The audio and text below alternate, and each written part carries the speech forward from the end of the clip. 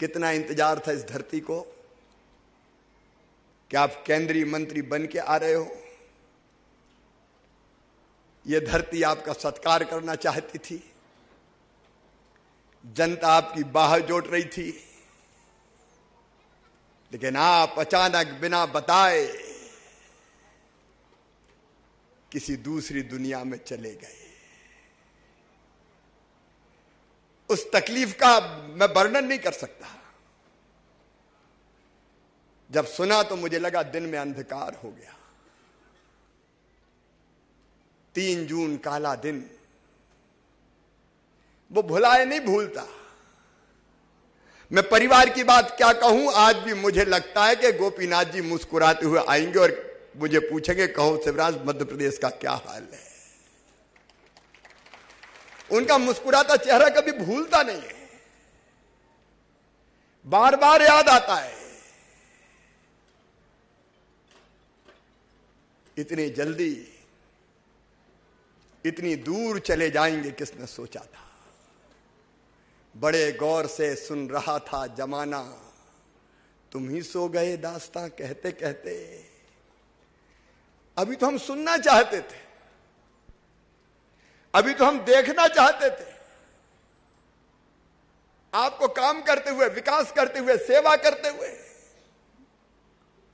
हम कैसे भूलें गोपीनाथ जी। एक छोटे से गांव में आपने जन्म लिया और इस गांव में जन्म लेके, जिस गांव में प्राइमरी स्कूल की बिल्डिंग तक नहीं थी, आप पेड़ के नीचे पढ़े, गरीब परिवार में जन्मे, गरीबों के दुख को आपने आंखों से देखा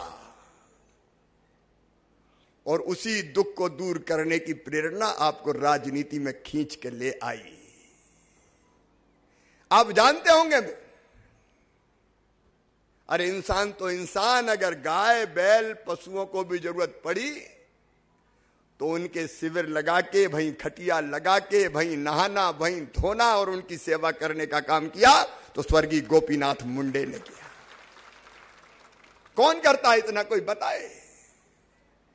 अगर गोदावरी की महाभीषण बाढ़ में लोग तबाह और बर्बाद हो गए, सरकार नहीं पहुंची, सरकार की सहायता नहीं पहुंची, उसके पहले गोपीनाथ मुंडे पैदल पैदल या पालकी में भी बैठ के गांव गांव पहुंच गए। धन्य हो गोपीनाथ जी। आपका जीवन संघर्ष, साहस और सेवा का त्रिवेणी संगम था गोपीनाथ जी। ज्ञान, भक्ति और कर्म का संगम मैंने किसी में देखा तो उनका नाम था स्वर्गीय गोपीनाथ मुंडे जी। अभी मैं गोपीनाथगढ़ गया, मैंने दर्शन किए और वहां लिखा देखा, मी थकनार नहीं, मी रुकनार नहीं, कोना समोर कदी ही झुकनार नहीं।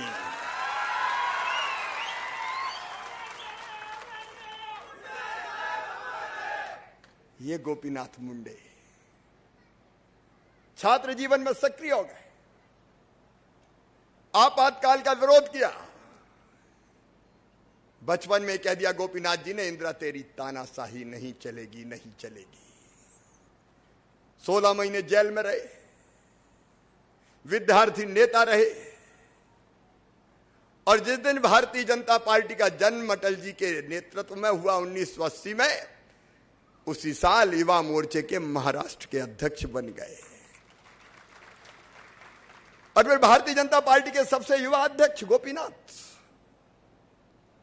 पूरे महाराष्ट्र को छान मारा, गांव गांव, हर जिले में, हर कस्बे में।